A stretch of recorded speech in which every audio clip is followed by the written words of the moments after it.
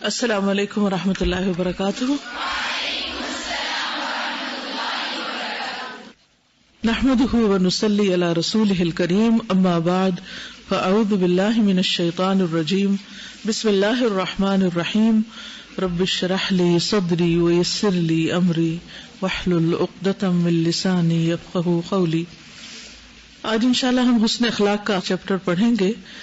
المسرۃ فی عشرۃ الزوجین. المسرۃ مسرت خوشی خوشگواری، فی عشرۃ الزوجین زوجان یعنی شوہر اور بیوی کے زندگی میں، یعنی ان کے باہمی تعلقات، تو خوشگوار ازدواجی تعلقات اور ان کا راز. اگر ہم کائنات میں غور کرتے ہیں تو قرآن مجید سے بھی ہمیں پتہ چلتا ہے اور مشاہدے سے بھی، تجربے سے بھی پتہ چلتا ہے کہ اللہ سبحانہ وتعالی نے ہر چیز کو جوڑے میں بنایا ہے. اسی طرح مرد اور عورت کا بھی جوڑا بنایا. قرآن پاک میں آتا ہے وَمِن كُلِّ شَيْءٍ خَلَقْنَا زَوْجَيْنِ لَعَلَّكُمْ تَذَكَّرُونَ، کہ ہر چیز میں سے ہم نے جوڑا بنایا تاکہ تم نصیحت پکڑو. یعنی یہ ایک فطرت کا نظام ہے، فطرت کا قانون ہے کہ اللہ تعالیٰ نے انسان کو انڈیپینڈنٹ نہیں بنایا، اسے ڈیپینڈنٹ بنایا، اور صرف انسان کو نہیں باقی مخلوقات کو بھی. تو اس لیے ہم سب کو یہ بات جاننی چاہیے کہ فطرت کے اس نظام سے انحراف نقصان دہ ہے. اسی لیے ہمارے دین میں شادی کرنا عبادت قرار دیا گیا. بعض صورتوں میں تو وہ فرض ہے اور بعض میں سنت ہے. اور اگر کوئی شخص یہ سمجھتا ہے کہ اسے شادی کرنے کی ضرورت نہیں کیونکہ اس کے بغیر وہ زیادہ نیک رہ سکتا ہے یا زیادہ متقی اور پرہیزگار ہے، تو یہ اس کا خیال غلط ہے اسلامی اعتبار سے. لیکن بہت سے لوگ شادی کے نام سے کیوں بھاگتے ہیں یا شادی نہیں کرنا چاہتے، اس کی بنیادی وجہ یہ ہے کہ جب وہ دیکھتے ہیں دوسرے لوگوں کو کہ جن کی شادیاں ناکام ہوئی، جو کہ افسوس کے ساتھ کہنا پڑتا ہے کہ آج کے دور میں کثرت کے ساتھ یہ سب کچھ ہو رہا ہے. یعنی بعض جگہوں پر تو 50% اور 60% تک طلاق کا ریٹ جا چکا ہے کہ ہر نئی ہونے والی شادی کے پیچھے والدین کو اور خود فریقین کو ایک خوف ہوتا ہے کہ پتہ نہیں یہ نبھا ہوگا یا نہیں. تو اس کی بنیادی وجہ کیا ہے؟ اس کی بنیادی وجہ یہ ہے کہ انسان نے یہ سیکھا ہی نہیں کہ ایک دوسرے کے ساتھ نباہ کس طرح کیا جاتا ہے. اور خصوصاً شادی کے بعد شوہر اور بیوی کا باہمی تعلق کیسا ہونا چاہیے کہ جس سے تعلقات خوشگوار ہوں اور زندگی کی گاڑی چل سکے. اس میں کوئی شک نہیں کہ انسان جب ہر چیز میں اپنی مرضی کا مالک ہوتا ہے، انڈیپینڈنٹ ہوتا ہے، تو اس کو کافی حد تک ایک آزادی حاصل ہوتی. لیکن اس کے ساتھ ساتھ کئی ایک مشکلات بھی ہوتی. جب شادی ہوتی ہے یا کسی کے ساتھ بھی کہیں مل کے کوئی کام کرنا پڑتا ہے، کوئی بھی ٹیم ورک ہوتا ہے، تو اس میں مشکلات بہت ہوتی ہیں، لیکن اس سے انسان زیادہ پروڈکٹیو ہوتا ہے. بعض اوقات انسان کی زندگی میں جب مشکلات آتی ہیں تو انسان یہ سمجھتا ہے کہ میرا وقت ضائع ہو رہا ہے اور میں کچھ کر نہیں پا رہا اور میری زندگی میں کوئی خوشی نہیں، کیونکہ یہ دوسرے شخص کی وجہ سے. یعنی سارے کا سارا بلیم وہ دوسرے فرد کو دے دیتا ہے، شوہر بیوی کو، بیوی شوہر کو، یا کسی بھی اور رشتے میں جس میں 2 لوگ یا 2 سے زیادہ لوگ مل کر کام کر رہے ہیں. وہ سمجھتا ہے کہ میں شاید اپنی الگ گاڑی چلاؤں گا یا اپنی الگ 1.5 اینٹ کی مسجد بناؤں گا تو زیادہ کامیاب ہوں گا. حالانکہ ضروری نہیں ہوتا کہ انسان اس صورت میں زیادہ بہتر کام کر سکے.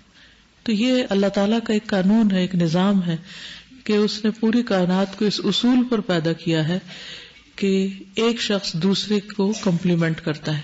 اسی لیے بعض لوگوں کو باصلاحیتیں دی گئی اور دوسروں کو وہ نہیں دی گئی، کچھ اور دی گئی، تاکہ دونوں ایک دوسرے کی ضرورت پوری کر سکیں. ہسبینڈ وائف کی صورت میں بھی آپ دیکھیں کہ ایک خاندانی زندگی میں جو رول مرد پلے کر سکتا ہے وہ عورت نہیں کر سکتی، خواہ وہ کچھ بھی کرے. کچھ حصہ تو شاید وہ کر لے لیکن پورے کا پورا نہیں کر سکتی. اسی طرح ایک گھر کے اندر جو کام عورت کر سکتی ہے وہ مرد کسی بھی صورت نہیں کر سکتا، کیونکہ اس کو اس مزاج کا بنایا ہی نہیں گیا.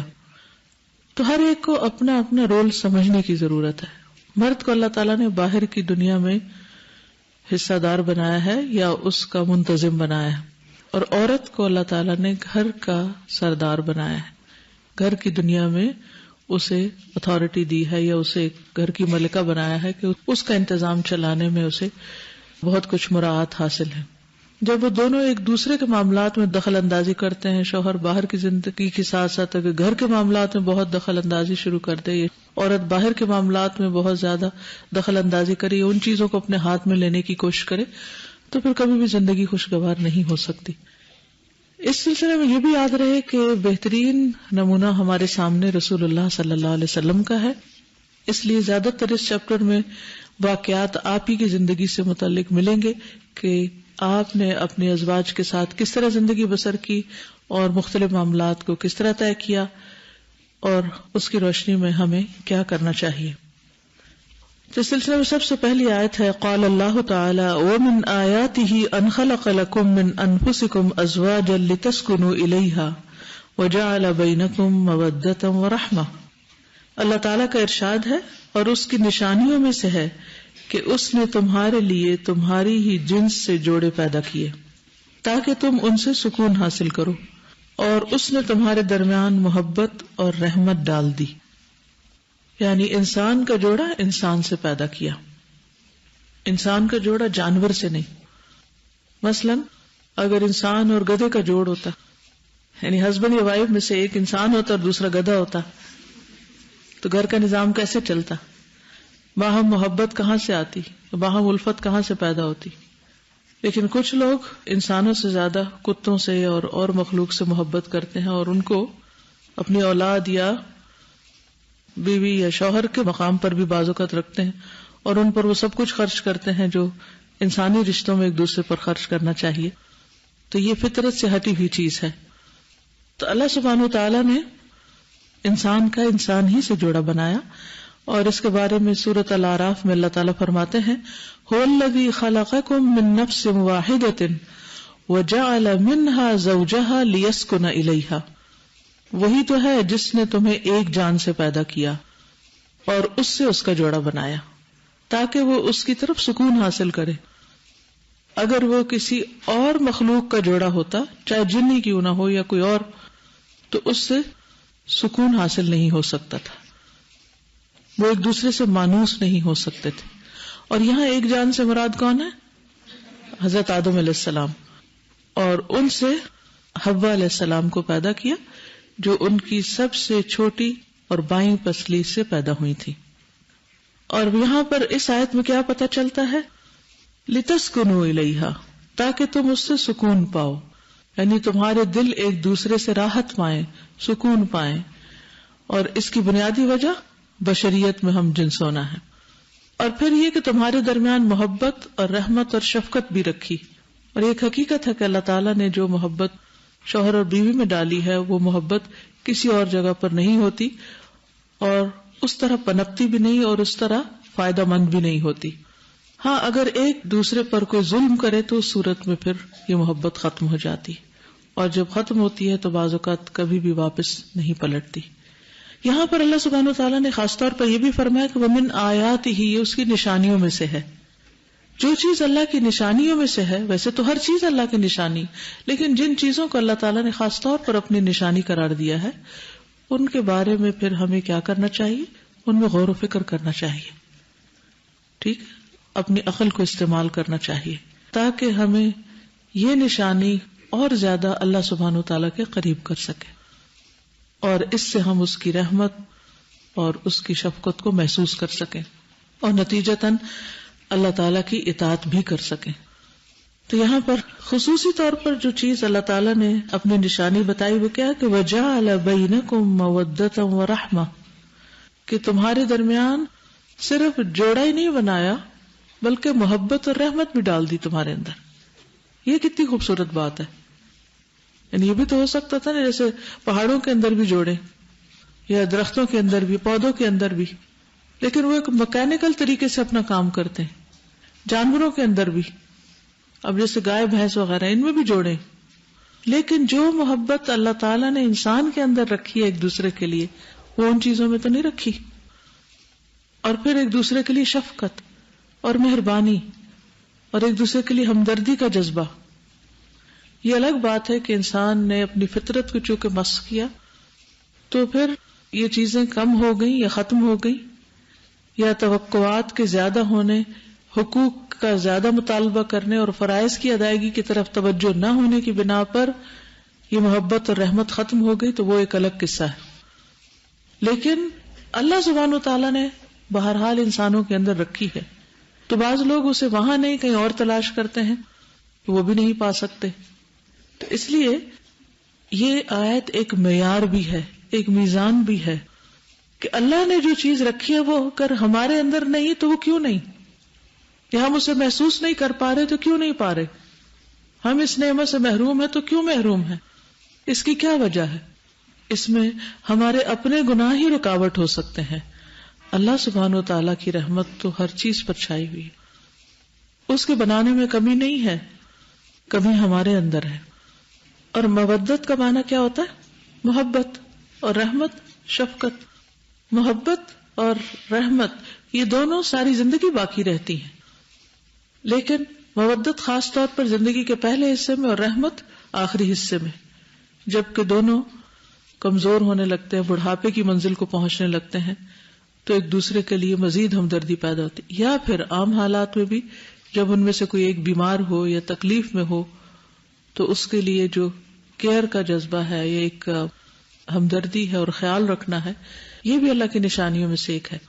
اب شوہر اپنے خون پسینے کی کمائی اپنی بیوی پر خرچ کرتا ہے، کیوں کرتا ہے؟ رحمت کی وجہ سے، شفقت کی وجہ سے. اسی طرح بیوی اگر پکا کر یا کسی بھی طرح گھر کے اور نظام سے اپنے شوہر کو راحت یا سکون پہنچانے کی کوشش کرتی ہے تو یہ بھی اسی محبت اور رحمت کا حصہ ہے. لیکن اس میں شیطان نے بہت سے وسوسے ڈال کر اور بہت سے آزادی کے نام پر بعض اوقات ایسے ایسے ذہن خراب کیے گئے ہیں کہ شوہر کے اندر بھی خود غرضی آ گئی اور دوسری طرف بیوی نے بھی شوہر کی کیئر کرنا چھوڑ دی، جبکہ فطری نظام کیا تقاضا کرتا ہے کہ دونوں ہی ایک دوسرے کے لیے محبت اور رحمت کا باعث ہوں. لیکن عموماً دوسروں سے شکوہ زیادہ کیا جاتا ہے کہ دوسرا یہ نہیں کر رہا، تو اس کے لیے اصول یہ ہے کہ کچھ بھی پانے کے لیے آپ آغاز کر دیں. گیو اینڈ ٹیک، دینے والے کو ملتا ہے. اگر شوہر میں یہ نہیں ہے تو بیوی اپنے اندر یہ چیزیں لے آئے. اور یہ حقیقت ہے کہ اگر آپ ایک پھول کی طرح نرم ہیں تو آپ سے معاملہ کیسا کیا جائے گا؟ پھول کے ساتھ معاملہ کیسے کیا جاتا ہے؟ نرمی کا نا. لیکن اگر آپ ایک آہنی دیوار ہیں تو پھر معاملہ بھی ویسا ہی ہوگا. تو بعض اوقات ہم دوسرے پر اعتراض کرتے ہیں، دوسرے پر الزام دھرتے ہیں کہ وہ نہیں ایسا، حالانکہ خود ہم ویسے نہیں ہوتے کہ ہم سے ویسا معاملہ کیا جائے.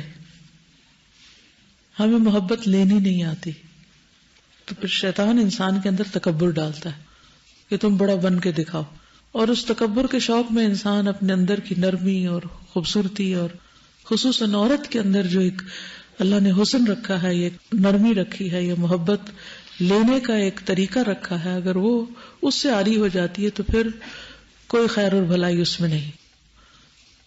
پھر ہے قال اللہ تعالی وعاشروہن بالمعروف. اللہ تعالیٰ کا ارشاد ہے اور ان عورتوں کے ساتھ بھلے طریقے سے زندگی بسر کرو. عاشروہن بالمعروف یعنی زندگی اچھے طریقے سے گزارو. یہاں خصوصاً مردوں کو حکم دیا گیا کہ وہ پہل کر لیں، اور اس میں دو چیزیں ہیں خاص طور پر جو ان کی ذمہ داریوں میں آتی ہیں.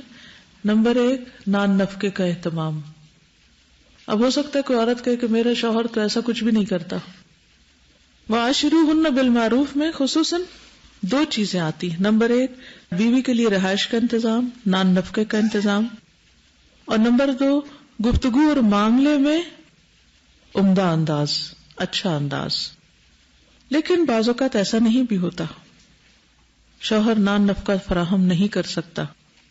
تو اس صورت میں کیا کرنا چاہیے؟ یہ سوچنے کی بجائے کہ ہمارا شوہر نکما ہے اور وہ کچھ کرتا نہیں، اس کے جوتے میں بھی پاؤں رکھ کے دیکھنا چاہیے کہ اس کو کہاں سے تکلیف پہنچ رہی. بعض اوقات محنت کے باوجود، کوشش کے باوجود ان کو جاب نہیں ملتی، جو کاروبار کرتے ہیں وہ نہیں آگے بڑھتا، کیونکہ رزق تو اللہ نے مقدر کیا ہے نا. جب انسان ماں کے پیٹ میں ہوتا ہے تو اس کا رزق لکھا جاتا ہے.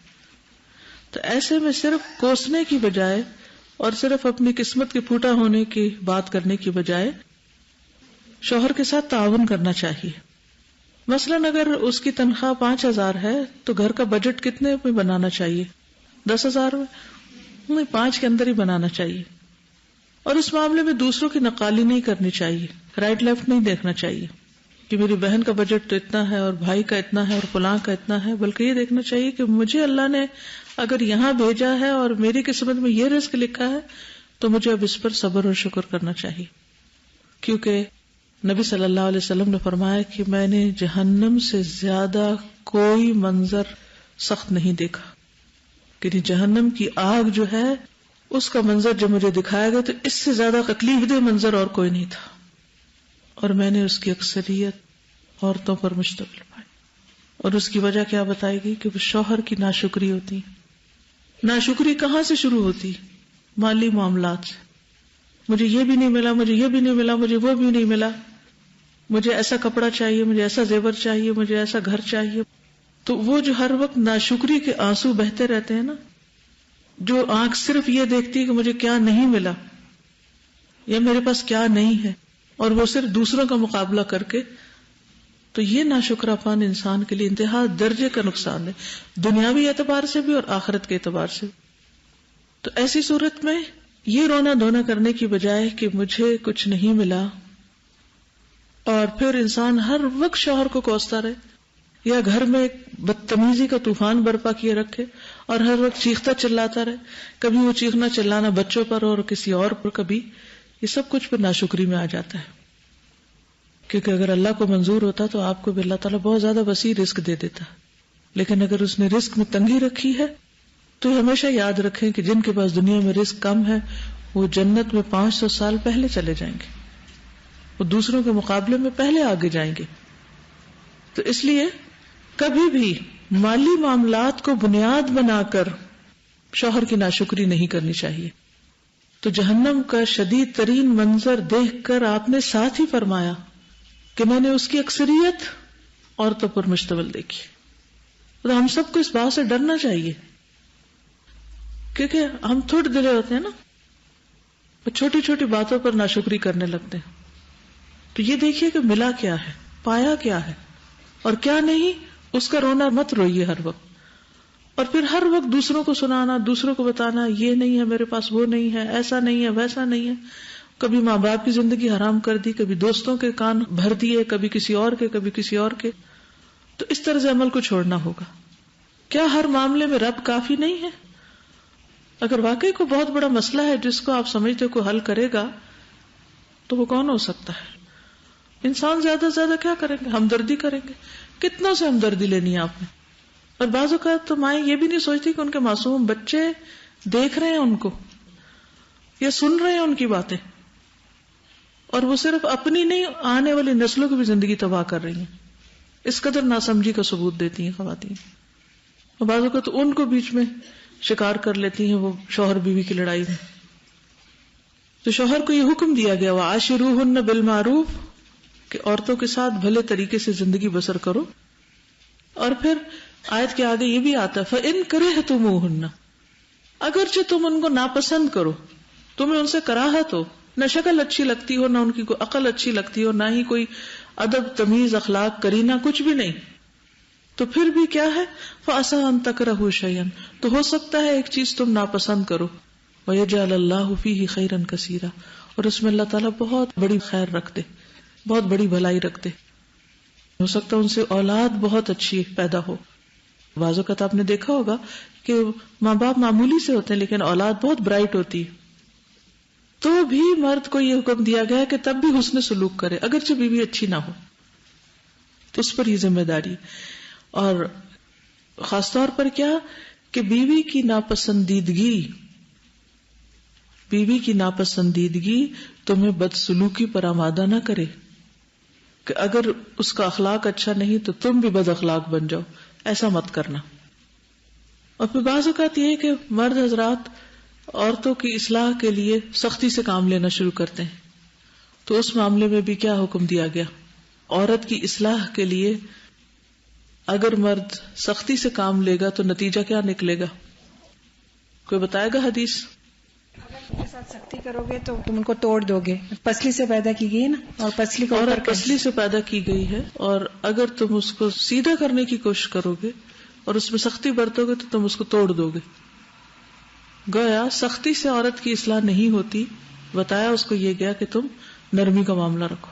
ایک اور حدیث میں آتا ہے جو نرمی سے محروم رہا وہ ہر خیر سے محروم رہا. پھر اس خاندان کے اندر خیر و برکت نہیں آ سکتی جہاں ہر وقت ایک دوسرے کے ساتھ بد اخلاقی اور بدتمیزی برتی جا رہی ہو. اگلی آیت ہے قال اللہ تعالی ہن لباس لکم وانتم لباس لہن، تم ان کا لباس ہو اور وہ تمہارا لباس ہے.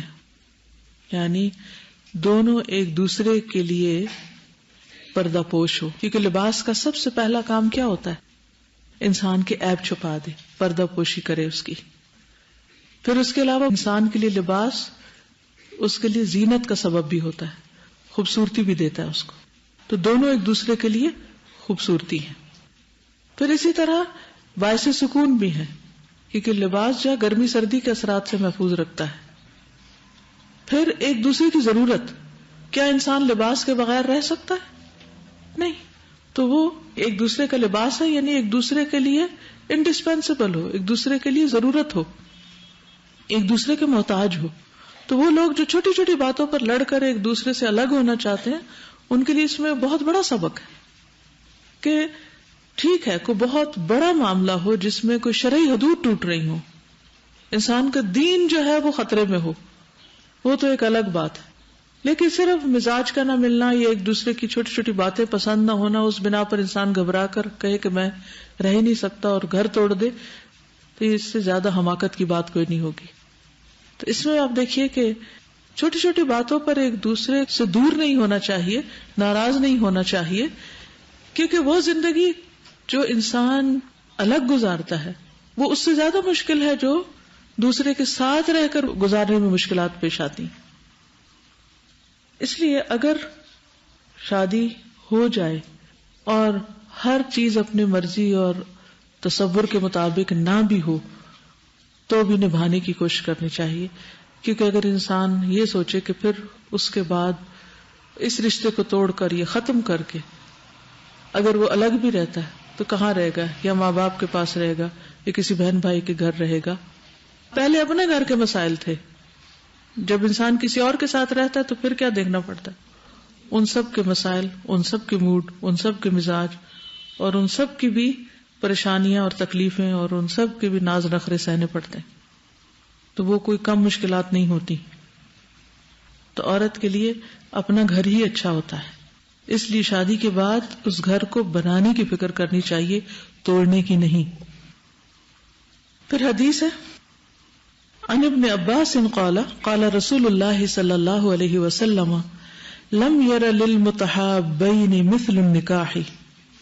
سیدنا ابن عباس رضی اللہ عنہ سے روایت ہے کہ رسول اللہ صلی اللہ علیہ وسلم نے فرمایا، دو محبت کرنے والوں کے لیے نکاح سے بہتر کوئی چیز نہیں دیکھی گئی. لم یرا نہیں دیکھی گئی مجہول ہے، للمتحابین بین جو ہے یہ تسنیہ کا صیغہ ہے، دو محبت کرنے والوں کے لیے مثل النکاح نکاح کی طرح، نکاح کی مانند. یعنی آپ کا مطلب اور مراد اس سے کیا تھی کہ سب سے بڑی دوا جس سے مرض عشق کا علاج کیا جا سکتا ہے وہ نکاح ہے. یعنی یہ وہ علاج ہے جس سے بڑھ کر کوئی علاج نہیں ہو سکتا. اگر دو انسانوں کے درمیان محبت ہو تو کسی بھی قسم کے تعلقات نہ اس محبت کو بڑھا سکتے نہ اس کو ہمیشہ قائم رکھ سکتے. جیسے نکاح کا تعلق، یعنی نکاح کا تعلق اگر دونوں ایک دوسرے کے حقوق جانتے ہوں اور ادا کرنے کی کوشش کریں اور ایک دوسرے کو معاف کرنے والے ہوں، درگزر سے کام لینے والے ہوں، ایک دوسرے کی تکلیف دہ باتوں کو سہ جانے والے ہوں، برداشت کرنے والے ہوں، تو اس سے اللہ سبحانہ و تعالیٰ نے اس تعلق میں ایک ایسی خاصیت رکھ دی ہے کہ وقت کے ساتھ ساتھ محبت میں بھی اضافہ ہوتا چلا جاتا ہے اور یہ محبت مضبوط ہوتی چلی جاتی، کیونکہ یہ واقعی حقیقی محبت ہوتی ہے جس میں انسان بہت کچھ برداشت کر کے اور ایک دوسرے کے ساتھ تعاون کر کے آگے بڑھتا ہے اور زندگی کی بہت سی اونچ نیچ میں اکٹھے جب گزرتا ہے تو پھر ایک دوسرے کی قدر بھی ہوتی ہے. اس کے برعکس شادی کے بغیر اگر ایسا کوئی تعلق ہے تو آپ دیکھیے کہ اس کا نتیجہ کیا ہوگا. اور سب سے پہلی بات تو یہ کہ ہر وقت کا گناہ، کیونکہ ایسے حرام رشتے کے بارے میں جتنے بھی خیال آئے گا وہ سارے گناہ پر مبنی ہوں گے.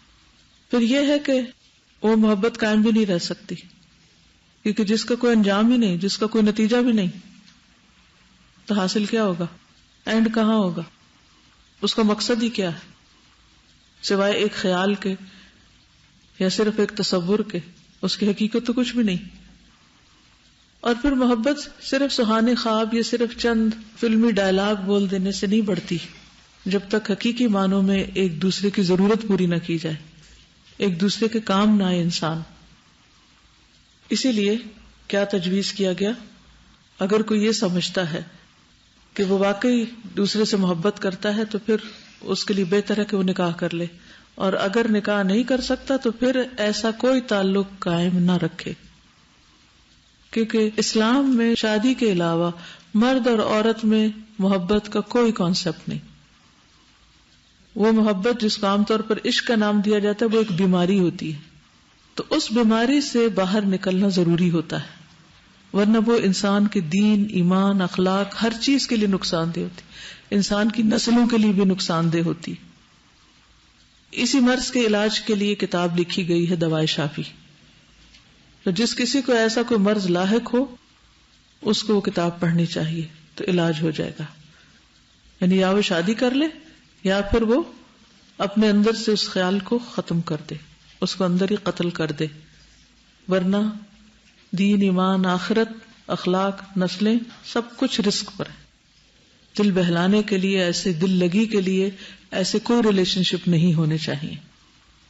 اور شیطان چاہتا کیا ہے کہ انسان حلال طریقے سے اپنی ضروریات پوری نہ کرے بلکہ حرام میں پڑ جائے. تو جو حرام میں پڑ گیا، بلکہ حرام کیا شک و شبہ والی چیز میں پڑ گیا، اس نے بھی اپنا ایمان اور دین رزق پر لگا دیا. تو ہمیں خطروں میں نہیں جینا. آخرت کا سفر بہت لمبا ہے اور اس کی کامیابی کا انحصار اس پر ہے کہ ہم اس زندگی کو کیسے بسر کرتے ہیں. اگلی حدیث ہے عن عبداللہ ابن عمرو قال قال رسول اللہ صلی اللہ علیہ وسلم خیارکم خیارکم لنسائہم.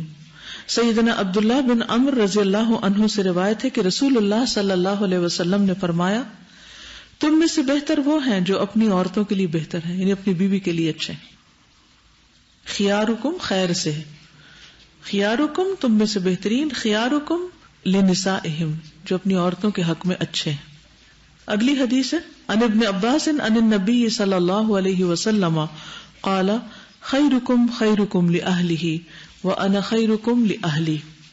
سیدنا ابن عباس سے روایت ہے کہ نبی صلی اللہ علیہ وسلم نے فرمایا تم میں سے بہتر وہ ہے جو اپنے گھر والوں کے لیے بہتر ہو، اور تم سب کی نسبت میں اپنے گھر والوں کے لیے بہتر ہوں. یعنی نبی صلی اللہ علیہ وسلم نے خود اپنی عملی مثال قائم کر کے بتایا کہ میں تم میں سب سے زیادہ اچھا ہوں. لہذا جو کوئی اچھا بننا چاہے اسے پھر نبی صلی اللہ علیہ وسلم کے اسوہ حسنہ کو اپنے سامنے رکھنا چاہیے. عورت چونکہ جذباتی بھی ہوتی، ایک حدیث کی روح سے کم عقل بھی ہوتی، یعنی مرد کے مقابلے میں، اور انہی دو باتوں کی بنیاد پر بہت دفعہ وہ بد اخلاقی کا ثبوت بھی دیتی. یعنی جذباتیت اور کم عقلی جو ہے بد اخلاقیت کو جنم دیتی، کیونکہ انسان جب ایموشنل ہوتا ہے تو جلدی غصے میں آ جاتا ہے. جب جلدی غصے میں آئے گا تو پھر گالی گلوچ پر اتر آئے گا، لڑائی جھگڑے پر اتر آئے گا، جلد دوسرے کے بارے میں کوئی ججمنٹ قائم کر لے گا. اس لیے مرد کو کیا حکم دیا گیا کہ خواہ عورت کی طرف سے ایسا رویہ سامنے آئے بھی تو وہ کیا کرے؟ صبر کا معاملہ کرے، خندہ پیشانی اور احسان کے ساتھ پیش آئے، فراخ دلی کا مظاہرہ کرے.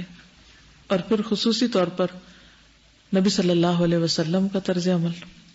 اور پھر عورت کے ساتھ بہترین جو ہو جائے گا اس کی طرف سے آنے والی مشکلات کے باوجود وہ پھر ہر جگہ ہی اچھا ہوگا. جو ایک خاتون کے ساتھ اچھا سلوک کر سکتا ہے وہ پھر کسی کے ساتھ بھی کر سکتا ہے، اور جو بیوی کی نہیں برداشت کر سکتا پھر وہ کسی کی بھی نہیں کر سکتا. تو اس لیے اچھائی کا معیار یہ رکھ دیا گیا کہ تم میں سب سے اچھا وہ ہے جو عورت کے لیے اچھا ہے. ورنہ جسٹیفیکیشن تو آرام سے دی جا سکتی، اس نے ایسا کیا، ایک دوسرے کو بلیم کیا جا سکتا ہے اور اپنے آپ کو اچھا ثابت کیا جا سکتا ہے، لیکن اس سے کام نہیں چلتا. اور اس میں ہم دیکھتے ہیں کہ نبی صلی اللہ علیہ وسلم اپنی ازواج کا کس قدر خیال رکھتے تھے. میں بہت سے واقعات اس لیے بیان نہیں کروں گی کہ آگے اسی چیپٹر کے اندر کچھ واقعات موجود ہیں، لیکن یہ کہ نبی صلی اللہ علیہ وسلم اپنی ازواج سے ان کی عمر، ان کی بیک گراؤنڈ اور ان کی عادات کے مطابق معاملہ کرتے تھے. صاحب حکمت انسان وہی ہوتا ہے کہ جو یہ نہیں دیکھتا کہ مجھے کیا چاہیے یا میں کیا ہوں، وہ یہ دیکھتا ہے کہ دوسرا کیسا ہے، اس کو کس رویے کی ضرورت ہے. حکمت کا تقاضا یہی ہے. مثلا اگر آپ ایک بچے کے ساتھ کوئی معاملہ کر رہے ہیں اور آپ اس سے یہ توقع رکھیں کہ وہ کسی بڑے جیسا رویہ اختیار کرے، تو وہ تو ایسا نہیں کرے گا کیونکہ وہ تو بچہ ہے. تو بہت سی مائیں اپنے بچوں سے فیڈ اپ ہو جاتی ہیں، کو مارنے پیٹنے لگتی ہیں، کیونکہ وہ ان کو بچہ نہیں سمجھتی. جو ماں بچے کو بچہ سمجھ لے کہ بچہ ہے تو پھر کیا ہوگا جی؟ جو ماں یہ سمجھ لے کہ یہ بچہ ہے تو پھر وہ کیا کرے گی؟ کوئی بتائے گا آپ میں سے؟ جی، اس کی غلطیوں کو، اس کی مسٹیکس کو اگنور کر دے گی. کیا کہہ کر؟ تو بچہ ہی تو ہے، اور بچے تو ایسے ہی ہوتے ہیں، تو اس کے لیے کوئی مشکل نہیں ہوگی. جو عورتیں ایسا کرتی ہیں کہ وہ بچہ نہیں سمجھ رہی ہوتی، وہ بیسیکلی ایکسپیکٹ بہت ہائی کرتی ہیں ان سے، اور کہ دوسروں کے سامنے ہمارا بچہ بہت ہی زیادہ بہیو کرے اور کوئی ایسی بات نہ کرے یا ایسی حرکت نہ کرے جس سے ہماری شرمندگی ہو. بات بات پر امبیرس ہونے لگتی ہیں دوسروں کے سامنے، اور دفاع کرنے لگتی ہیں اور ایکسپلینیشن دینے لگتی ہیں. حالانکہ صرف ایک بات خود کو سمجھانے کی ضرورت ہے کہ یہ بچہ ہے اس لیے تو ایسا کرے گا، اور دوسرے کو بھی سمجھنا چاہیے کہ تو بچہ ہے اس لیے اس نے ایسا کیا. وہ بھی کیوں ایکسپیکٹ کرتے ہیں کہ وہ بڑا بن کے دکھائے؟ اگر بچے سے کچھ ٹوٹ گیا، کچھ پھوٹ گیا، اس نے کسی کو دھکا مار دیا ہے، کوئی لڑائی کر لی ہے، کچھ کر لیا ہے، تو کیا سوچ کے آپ اگنور کریں گے؟ بچہ، بچے ایسے کرتے ہیں. اور ان کو پھر الگ وقت میں سمجھایا بھی جا سکتا ہے. اور ویسے تو وہ غلطیاں کر کے ہی سیکھتے ہیں، اس کے بغیر صرف نصیحتوں سے نہیں سیکھتے. یا دوسرا یہ کہ جیسے آپ کرتے ہیں ویسے وہ کرتے ہیں. تو اگر آپ واقعی ان کو سکھانے کے حریص ہیں تو پھر اپنے طرز عمل سے ان کو سکھائیے. اگر آپ چاہتے ہیں کہ وہ آہستہ بولیں تو آپ آہستہ بولیے. اگر آپ چاہتے ہیں کہ وہ بدتمیزی سے پیش نہ آئے تو پھر آپ بھی ویسے ہی رول ماڈل بنیے ان کے سامنے. تو نبی صلی اللہ علیہ وسلم اپنی ازواج کے ساتھ بہترین معاملہ کرتے تھے اور امت کے لیے ایک بہترین مثال تھے. اور اہل جو ہے، اہل و عیال، یہ رحم کے رشتوں کے لیے بھی آتا ہے اور پھر ازواج کے لیے بھی آتا ہے. اہل و عیال کے لیے یعنی اپنے بچوں کے لیے بھی اچھے، اور اپنے گھر والوں کے لیے بھی یعنی ازواج کے لیے بھی. نبی صلی اللہ علیہ وسلم اپنی ازواج کے ساتھ دل لگی کرتے، لطف و محبت سے پیش آتے، کشادہ دلی سے ان پر خرچ کرتے، یعنی جو آپ کے پاس ہوتا ان کو ہنساتے بھی، کبھی دوڑ بھی لگاتے جیسے حضرت عائشہ رضی اللہ تعالی عنہا کے ساتھ لگائی. اور اسی طرح ان کے آرام کا بھی خیال رکھتے. خود تہجد پڑھتے تھے، ان کو توجہ دلاتے لیکن جبر نہیں کرتے تھے. ان کے درمیان بیٹھتے، جب آپ عشاء پڑھ کر گھر تشریف لاتے تو اپنی بیوی سے کچھ باتیں کرتے، اس کے بعد آرام کرتے. پھر اسی طرح عموماً یہ ہوتا کہ رات کے کھانے میں ساری ازواج ایک جگہ جمع ہو جاتی اور پھر اس کے بعد سب چلی جاتی، اور اذان ہوتی تو آپ سب سے اجنبی ہو جاتے اور فوراً مسجد کی طرف روانہ ہو جاتے. تو اس لیے نبی صلی اللہ علیہ وسلم کا اسوہ حسنہ ہم سب کے لیے ایک بہترین مثال ہے. کوئی بھی مرد اگر یہ جاننا چاہتا ہے کہ ایک بیوی کے ساتھ رویہ کس طرح کا رکھا جائے اور اچھا اخلاق کیسا ہو، تو اسے نبی صلی اللہ علیہ وسلم کی سیرت کا مطالعہ کرنا چاہیے کہ انہوں نے کیسے معاملہ کیا. کیونکہ لقد کان لکم فی رسول اللہ اسوۃ حسنہ. پھر اگلی حدیث ہے عن الاسود قال سألت عائشۃ ما كان النبي صلی اللہ علیہ وسلم يصنع في اہلہ قالت كان في محنة اہلہ فاذا حضرت الصلاة قام الى الصلاة. اسود سے روایت ہے کہ میں نے سیدہ عائشہ سے پوچھا کہ نبی صلی اللہ علیہ وسلم اپنے گھر والوں کے درمیان کیا کیا کرتے تھے. انہوں نے فرمایا اپنے گھر کے کام کاج کرتے تھے، محنہ کام کاج. اور جب نماز کا وقت ہو جاتا تو نماز کے لیے مسجد تشریف لے جاتے. لفظی ترجمہ بھی دیکھ لیجئے. ما کانا کیا تھے النبی صلی اللہ علیہ وسلم یصنع کرتے فی اہلہ اپنے گھر والوں میں، یعنی گھر میں ہوتے تھے تو کیا کرتے تھے. تو حضرت عائشہ کیا بتاتی ہیں؟ کان فی محنت اہلی، وہ گھر والوں کے کام کاج کرتے تھے. یہ ہے اچھا اخلاق. اچھا اخلاق صرف چکری چپڑی باتیں کرنے کا نام نہیں ہوتا. اچھا اخلاق دوسرے کے کام آنے کا نام ہے، کچھ کرنے کا نام ہے، کر کے دکھانے کا نام. فَإِذَا حَضَرَتِ الصَّلَاةُ، پھر جب نماز حاضر ہو جاتی، یعنی ٹائم ہو جاتا نماز کا، قام إِلَى الصَّلَاةِ، تو نماز کے لیے چلے جاتے. یہ ہے بہترین معاملہ، یہ ہے بہترین رویہ کہ گھر والوں کی خدمت. آج مرد تو کیا، عورتیں بھی کیا چاہتی کہ گھر کا کوئی کام نہ کرنا پڑے، کوئی خدمت نہیں. گھر والوں کی خدمت کیے بغیر آپ ان کے حق میں کیسے اچھے ہو سکتے ہیں؟ کہاں سے اچھے ہو سکتے ہیں بتائیے، سوچئے. اب کیونکہ ہمارا تو گھر والوں سے رویہ بہت ہی اچھا ہے، بس یہ کہ ہم کچھ کرتے نہیں ہیں گھر میں، نہ ہمارا دل چاہتا ہے. تو کیا اچھا ہے. ایک اور روایت میں آتا ہے کہ نبی صلی اللہ علیہ وسلم بھی انسانوں کی طرح انسان تھے. وہ اپنے کپڑوں کو صاف کرتے تھے، بکری کا دودھ دوہ لیتے تھے، اپنے کام خود کرتے تھے. ایک روایت میں آتا ہے کپڑے کو پیوند لگاتے، یعنی پیچ لگاتے، جوتا گانٹھ لیتے اور ڈول صحیح کر لیتے، یعنی پانی جس سے بھرتے تھے اس کو بھی سی لیتے، جو چمڑے کا ہوتا تھا عام طور پر. تواضع اختیار کرتے اور اپنے گھر والوں کی خدمت کرتے. آپ بتائیں کہ آپ میں سے کون گھر والوں کے لیے کیا کام کرتا ہے؟ ہاسٹل کی بچیاں تو سب کام کرتی ہیں، ان کا تو مجھے پتا ہے، اور ڈیوٹیاں لگتی ہیں ان کی صفائی کی بھی، اور اپنا کمرہ بھی صاف کرنا پڑتا ہے انہیں، اور کچن میں بھی صفائی کرتی ہیں اور ناشتہ بھی تقسیم کر رہی ہوتی ہیں. تو گھر والوں میں سے کون کون کیا کیا کرتا ہے؟ ہاتھ کھڑا کریں. آپ کیا کرتی ہیں روزانہ؟ ماشاء اللہ، روزانہ صبح کا ناشتہ اور رات کا کھانا بناتی. اور آپ کے ساتھ جو بیٹھی ہیں آپ کیا کرتی؟ جو بھی کہتی ہیں کرتی. نہیں ایسے نہیں، ہر وقت کوئی کسی کو نہیں بتا سکتا، ہر وقت بتانا پڑے تو وہ مزہ ہی نہیں کام کا وغیرہ. نہیں، فکس کریں ڈیوٹی کہ یہ کام میں کروں گی.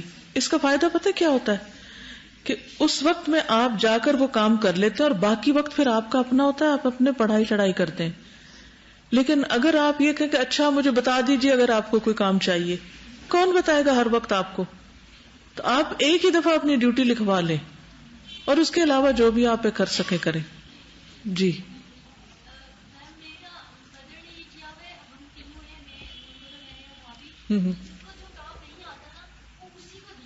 ویری گڈ، بہت اچھی ماں ہے. مشکل سے ہی آسانی ہوتی ہے، پھر آہستہ آہستہ آہستہ آنے لگتا ہے. اور اگر کسی بھی کام کو زندگی میں انسان یہ کہہ کہ یہ بڑا مشکل ہے میں نہیں کر سکتی، کبھی بھی نہیں آتا. پھر آپ کیا کرتی؟ روٹی بنا کے کھانا لگا دیتی ہیں، اور کپڑے پھیلانے کی ڈیوٹی. بالکل، یہ بھی بہت بڑے کام ہوتے ہیں. اکثر میں دیکھتی ہوں لوگوں کو صفائی کرنی نہیں آتی، کونا کھدرا دیوار کے ساتھ کا حصہ جالے یہ نہیں صاف کرتے، توجہ ہی نہیں ہوتی، اس کو کوئی کام سمجھتا ہی نہیں. کھڑکیاں دروازے صاف کرنا، شیشے وغیرہ. تو اگر باقی لوگ روٹین میں کام کر رہے ہیں تو آپ یہ ڈیوٹی اپنے اوپر لے لیجئے کہ میں ان کونوں کو صاف کروں گی جن پہ کسی کی نظر نہیں جاتی. یہ ایک مزاج ہوتا ہے باریک چیزیں دیکھنے کا. اگر آج یہاں سے اٹھ کے آپ ہر کونے کو دیکھیں تو آپ کو ہر کونے میں کچھ نظر آئے گا. کیونکہ ہم جب جھاڑو بھی لگاتے ہیں تو کیا کرتے ہیں؟ کونے چھوڑ کے لگاتے ہیں. دروازوں کے پیچھے جالے ہوتے ہیں، دروازوں کے پیچھے کونے جو ہوتے ہیں ان کو بھی اکثر لوگ صاف نہیں کرتے، وہ کس نے دیکھنا. کیونکہ ہم دکھاوے کی صفائی کرتے ہیں نا، لوگوں کو دکھانے کے لیے، حقیقی صفائی نہیں کرتے. اگر ہمیں یہ پتا ہو کہ ان اللہ یحب التوابین ویحب المتطہرین، کہ اللہ پاکیزگی حاصل کرنے والوں سے محبت رکھتا ہے، وہ صرف خود نہانا دھونا ہی نہیں، ہر طرح کی پاکیزگی اور صفائی آ جاتی ہے اس میں. تو پھر ہم کونے کھدرے بھی صاف کریں، ہم کرسیوں کے صرف اوپر نہیں نیچے سے بھی صاف کریں، کیونکہ وہاں بھی جالے لگ جاتے ہیں غیر توجہی سے. تو آپ ان چیزوں کو اپنی ڈیوٹی لے سکتے ہیں. اور اگر آپ کے پاس روز اتنا ٹائم نہیں ہوتا، مثلا آپ 1 گھنٹے کی میٹنگ کرتے ہیں اور پھر گھر پہنچتے ہیں اور پھر ہوم ورک بھی ہوتے ہیں اور گھر میں اور کام کرنے والے موجود ہیں، تو آپ سیٹرڈے سنڈے کو، چھٹی کے دن کو یا آفٹرنون کو ہی بھی آپ ایک تھورو صفائی کی ذمہ داری لے لیں. اس سے بھی آپ دیکھیں گھر چمک اٹھے گا اور گھر والے کس قدر شکر گزار ہوں گے. اور کتنے خوش ہوں گے. اور کون کیا کرتا ہے؟ جی آپ بتائیے. سارے کام خود کرتے ہیں. ویری گڈ، ماشاء اللہ. وہ ساتھ لگ جاتے ہیں. بالکل. اور اس سے خاندان کے اندر ایک فیملی بانڈنگ کتنی ہوتی ہے کہ آپ بھی لگی ہوئی ہیں، شوہر آگے ہیں، وہ ٹیبل لگا رہے ہیں، بچے نے اٹھا کے کچھ اور ساتھ پکڑا دیا. وہ ایک تربیت بھی تو ہو رہی ہوتی ہے نا. یعنی یہ پڑھنے کے بعد کہ نبی صلی اللہ علیہ وسلم گھر میں کیا کیا کام کرتے تھے، ہمارے پاس کوئی حجت رہ جاتی ہے کہ ہم کہیں گے جی ہم تو بس پڑھنے والے لوگ ہیں، ہمیں تو کچھ نہیں کرنا آتا، نہ کرنا ہے. جی بیٹے آپ کیا کرتی ہیں؟ روز کا بھی کچھ نہ کچھ ضرور ذمہ لیں. شاباش، ویکنڈ تو بہت اچھا، لیکن ہر روز کا بھی کچھ حصہ. اور اس سے آپ دیکھیے، صرف اس کام سے جب آپ گھر کا کوئی بھی کام آپ کریں گی، آپ کی تبلیغ ڈبل اثر کرے گی، آپ کی تعلیم دوہرا اثر کرے گی. اور اس کا فائدہ یہ ہوگا کہ آپ اتنے ماہر ہوں گے کہ جب بعد میں کورس ختم ہونے کے بعد، جب کہ سب ابھی تو انتظار کرے کس وقت ان کا کورس ختم ہو تاکہ یہ واپس آئیں اور گھر کے کام کریں، تو پھر کیا ہوتا ہے جب کورس کو پھر خیر بات کہہ کے تو پورے دنیا میں آ جاتے ہیں. اب کیا پورے دین میں آئے گے، پھر پورے دنیا میں چلے جائیں گے. تو اعتدال تو نہ ہوا. اسی لیے جو لوگ پڑھائی کے دوران کوئی کام نہیں کرتے، وہ بعد میں پھر دین کا کام نہیں کر پاتے. مجھے یاد ہے کہ ہم کلاس 6 7 میں تھے یا اس سے بھی چھوٹے، تو ہم میں سے ہر بہن کے ذمہ ایک کمرے کی صفائی تھی جو اسکول جانے سے پہلے ہمیں لازمی کرنی ہوتی تھی.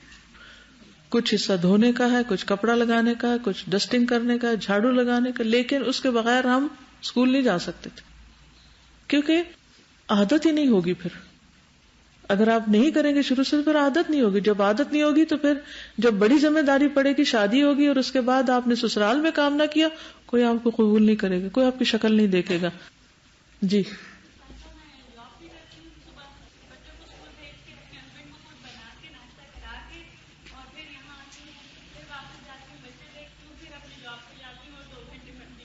ماشاء اللہ.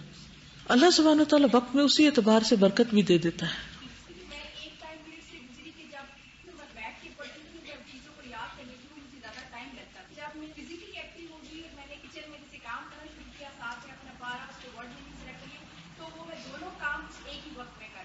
الحمدللہ، بالکل، کیونکہ مائنڈ اتنا ہی ایکٹیو ہو جاتا ہے. جی ماشاء اللہ. تو اب یہ سب کا ہوم ورک ہے، اصلی ہوم ورک ہے، اور سب گروپس میں پوچھا جائے گا، کلاس میں پوچھا جائے گا، سٹاف سے بھی پوچھا جائے گا، صرف اسٹوڈنٹ سے نہیں کہ ہر ایک نے گھر میں کون سا کام اپنے ذمہ لیا ہوا ہے. کیونکہ اگر نبی صلی اللہ علیہ وسلم یہ سب کرتے تھے تو ہمیں کوئی چھٹی نہیں. ایک اور روایت میں آتا ہے نبی صلی اللہ علیہ وسلم اپنے گھر میں اپنے گھر والوں کے کام میں مشغول ہوتے تھے. آپ اپنے کپڑوں سے جوئیں نکالتے، بکری کا دودھ دوتے، کپڑوں کو پیوند لگاتے. آپ کہتے ہیں کہ ہائی یہ جوئیں کہاں سے آ گئی؟ آپ دیکھیے کہ گرم علاقوں میں جہاں بہت کراؤڈ ہوتے ہیں، ہر طرح کے لوگ ہوتے ہیں، وہاں ایک کی جوئیں دوسرے کو پچڑنے میں دیر نہیں لگتی. تو بعض اوقات آپ باہر سے ہو کر آتے ہیں اور آپ کے کپڑوں میں کچھ نہ کچھ ایسی چیز نظر آ رہی ہوتی، تو پھر کیا کرنا چاہیے؟ یہ نہیں ہو جو آ گئی جو یہ ذرا پکڑو تم جو اتار دو. آپ کا یہ طریقہ نہیں تھا، آپ خود ہی کر لیتے تھے. پھر اسی طرح کپڑوں کو پیوند لگاتے، جوتا سی لیتے، خود اپنا کام کرتے، اپنے اونٹ کو چارہ کھلاتے، گھر کے انتظامات کرتے، اونٹ کا گھٹنا باندھتے اور اپنے خادم کے ساتھ کھا لیتے اور خادم کے ساتھ مل کر آٹا گوندتے، بازار سے سامان اٹھا کر لاتے، یعنی اس میں بھی کوئی آر نہیں محسوس کرتے تھے. اور حضرت عائشہ سے جب سوال کیا گیا کہ آپ گھر میں کیا کرتے تھے تو انہوں نے فرمایا کہ آپ گھر والوں کے کام میں لگے ہوتے، جب نماز کا وقت ہوتا تو نماز کے لیے کھڑے ہو جاتے. تو بنیادی طور پر یہ کہ آپ کوئی عیش پرست انسان نہیں تھے بلکہ محنت کرنے والے انسان تھے. اور پھر یہ کہ کان فی محنت اہلہ، گھر والوں کے کاموں میں لگے رہتے، یہ ہے اس کا ترجمہ، گھر والوں کے کاموں میں لگے رہتے. جی ہاں، ہمارے ہاں یہ کہ جو مرد کام کرتے ہیں ان کو زن مرید، اور یعنی کہ تم میں مردانگی ہی نہیں، ایسی باتیں کی جاتی. یہ بھی کلچر غلط ہے، یہ بھی درست نہیں. حالانکہ آپ کے ازواج کے پاس کچھ چھوٹے چھوٹے بچے نہیں تھے جس کی وجہ سے ان کے کام بہت زیادہ ہوں، لیکن اس کے باوجود بھی لامتنا ہی کام ہوتے ہیں. یعنی گھر کا کام ایسا نہیں ہوتا کہ جو کسی وقت آ جائے کہ اب ختم ہو گیا، سارا وقت ہی کچھ نہ کچھ چل رہا ہوتا ہے. تو پھر جب وہ گھر ہوتے تھے اور گھر میں جو بھی کام سامنے ہوتا تھا وہ کر رہے تھے. بعض کام ایسے ہوتے ہیں کہ جو روٹین میں نہیں ہو پاتے, جیسے ڈول سینا ہے, جوتا سینا ہے, کپڑا سینا ہے, یہ ہر روز تو نہیں سیے جاتے لیکن یہ اکٹھے ہوتے رہتے ہیں نا کام. کوئی وقت فارغ ملے گا تو پھر کر لیں گے. تو اس قسم کے کام بھی کرتے.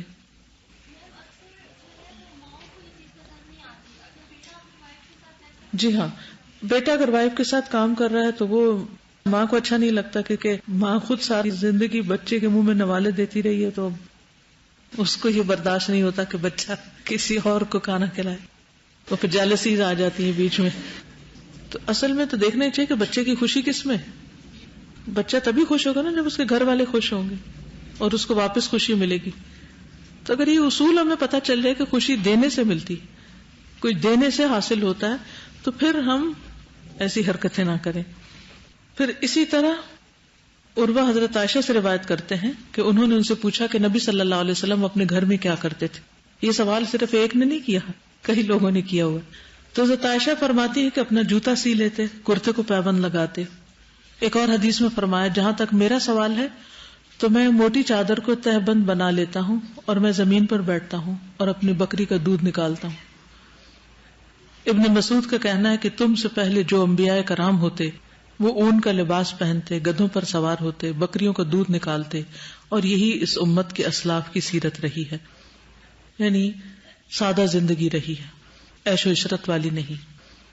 اگلی حدیث ہے, ان عائشہ قالت كنت اشرب وانا حائض ثم اناوله النبي صلی اللہ علیہ وسلم فيضع فاه على موضع في فيشرب واتعرق العرق وانا حائض ثم اناوله النبي صلی اللہ علیہ وسلم فيضع فاه على موضع في. رواه مسلم کتاب الحیض. سیدہ عائشہ رضی اللہ تعالی عنہا سے روایت ہے, وہ فرماتی ہیں میں پانی پیتی, پھر یہی برتن نبی اکرم صلی اللہ علیہ وسلم کو دیتی, آپ اسی جگہ منہ رکھتے جہاں میں نے رکھ کر پیا ہوتا, اور آپ پانی پیتے حالانکہ میں حالت حیض میں ہوتی, اور میں اپنے دانتوں سے ہڈی سے گوشت الگ کرتی, پھر نبی صلی اللہ علیہ وسلم کو دے دیتی, یعنی وہی ہڈی. آپ اسی جگہ منہ لگاتے جہاں میں نے لگایا ہوتا حالانکہ میں حالت حیض میں ہوتی. کیونکہ دیگر امتوں میں حالت حیض میں ایک عورت کو اچھوت بنا کر رکھ دیا جاتا, لیکن یہ اسلام کا عورت پر احسان ہے کہ اسے اس حال میں اتنی عزت بخشی گئی. اور خود نبی صلی اللہ علیہ وسلم نے اپنے طرز عمل سے یہ دکھایا, یہ ثابت کر دیا کہ اس حالت میں عورت کوئی غیر انسانی چیز نہیں بن جاتی, بلکہ اس کے ساتھ نفرت کا سلوک کرنے کے بجائے محبت کا سلوک کیا جائے گا. کیونکہ یہود جو تھے ان دنوں میں عورت کے ساتھ گھر میں بیٹھتے نہیں تھے, نہ کھاتے تھے اور نہ ہی کوئی اور تعلق رکھتے تھے. تو اس پر اللہ سبحانہ وتعالیٰ نے یہ آیت نازل کی, وَيَسْأَلُونَكَ عَنِ الْمَحِيضِ قُلْ هُوَ أَذًى فَاعْتَزِلُوا النِّسَاءَ فِي الْمَحِيضِ وَلَا تَقْرَبُوهُنَّ حَتَّى يَطْهُرْنَ فَإِذَا تَطَهَّرْنَ فَأْتُوهُنَّ مِنْ حَيْثُ أَمَرَكُمُ اللَّهُ إِنَّ اللَّهَ يُحِبُّ التَّوَّابِينَ وَيُحِبُّ الْمُتَطَهِّرِينَ. اور وہ تم سے حیض کے بارے میں پوچھتے ہیں, کہہ دیجئے وہ گندگی ہے. سو حیض میں عورتوں سے علیحدہ رہو. یہاں علیحدہ نے سے مراد یہ نہیں کہ ان سے کھانا پینا بستر ہر چیز الگ کر لو, اس سے مراد خاص جسمانی تعلق ہے. اور ان کے قریب نہ جاؤ یہاں تک کہ وہ پاک ہو جائے. پھر جب وہ غسل کر لیں تو ان کے پاس آؤ جہاں سے اللہ نے تمہیں حکم دیا ہے.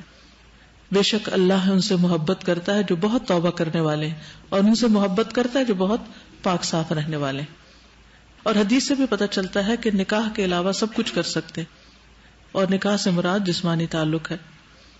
اور اس حدیث سے کیا پتہ چلتا ہے کہ نبی صلی اللہ علیہ وسلم کھانے پینے میں کسی قسم کا پرہیز نہیں کرتے تھے, یا اس میں کسی طرح بھی نفرت یا کراہت کا اظہار نہیں کرتے تھے. اور یہ بھی محبت ہی کی ایک علامت ہے کہ ایک برتن میں کھاتے, ایک برتن میں پیتے, اور پھر پینے میں بھی آپ نے فرمایا کہ آپ اسی جگہ سے پیتے, یعنی گلاس میں یا کپ یا جس میں بھی پانی ہوتا جہاں سے حضرت عائشہ نے پیا ہوتا, صرف یہ دکھانے کے لیے کہ میں تم سے محبت کرتا ہوں, میں تمہاری کیئر کرتا ہوں. اسی طرح حضرت عائشہ پہلے جیسے ہڈی لے لیتی اور اس سے گوشت اتار کے کھاتی, کچھ بچا ہوتا تو باقی آپ اس کو اسی جگہ سے کھا لیتے, جھوٹا ووٹا کچھ نہیں تھا. اگلی حدیث ہے, ان عائشہ قالت رجع رسول اللہ صلی اللہ علیہ وسلم من البقیع فوجدنی وانا اجد صداعا فی رأسی وانا اقول ورأساه فقال بل انا یا عائشة ورأساه ثم قال ما ضرك لو مت قبلي فقمت عليك فغسلتك وكفنتك وصليت عليك ودفنتك. سیدہ عائشہ فرماتی ہیں کہ رسول اللہ صلی اللہ علیہ وسلم بقیع سے لوٹے تو میرے سر میں درد تھا اور میں کہہ رہی تھی ہائے میرا سر. تو آپ نے فرمایا بلکہ میں اے عائشہ ہائے میرا سر. پھر انہوں نے فرمایا تمہارا کیا نقصان اگر تم اس کے سبب مجھ سے پہلے فوت ہوگی، یعنی سر درد کی وجہ سے فوت بھی ہوگی تو تمہارا کچھ نہیں جاتا. تو میں خود تمہارا خیال رکھوں گا، تمہیں غسل دوں گا، کفن پہناؤں گا، تمہاری نماز جنازہ پڑھاؤں گا اور تمہیں دفن کر دوں گا. یعنی شوہر بیوی کے درمیان حقیقت پر مبنی باتیں بھی ہونی چاہیے، ورنہ ایک دوسرے سے موت کی بات اور موت کے بعد کے بارے میں عموماً گفتگو کو پسند نہیں کیا جاتا. تو اس میں آپ دیکھیے کہ حضرت عائشہ رضی اللہ تعالیٰ عنہا کے سر میں درد ہے تو آپ کے سر میں بھی درد ہے. ایک اور جگہ پتہ چلتا ہے کہ بلکہ آپ کی درد حضرت عائشہ کے مقابلے میں دگنی تھی. اور یہ بھی محبت کے اظہار میں ہی کہا تھا اگر تم فوت ہوگی تو تمہارا کوئی نقصان نہیں، کہ تمہیں اتنا اچھا غسل دینے والا اور کفن دینے والا اور نماز جنازہ پڑھانے والا ملے گا، کیونکہ ان کے نزدیک بہترین زندگی وہ ہے جو آخرت کی. اور آخری سفر میں اگر کوئی اچھا ساتھی مل جائے کہ جو دعائیں کرنے والا ہو اور ساری ضروریات پوری کرنے والا ہو تو اس سے بڑھ کر اور بہتری کیا ہو سکتی. وآخر دعوانا ان الحمد للہ رب العالمین. سبحانک اللہم وبحمدک اشہد ان لا الہ الا انت استغفرک واتوب الیک. السلام علیکم ورحمۃ اللہ وبرکاتہ.